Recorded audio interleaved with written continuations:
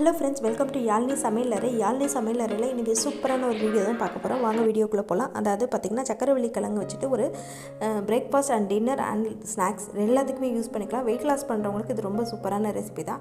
First பார்த்திங்கன்னா சக்கரவள்ளி கிழங்கு நல்லா கழுவிட்டு தோல் சீவிட்டு இந்த மாதிரி க்யூப்பாக கட் பண்ணி ஒரு தண்ணியில் போட்டு வச்சுருங்க. அதுக்கப்புறம் ஒரு கடாய் வச்சுக்கோங்க. அதில் தேங்காய் எண்ணெய் சேர்த்துக்கோங்க, ஒரு டேபிள் ஸ்பூன் அளவுக்கு.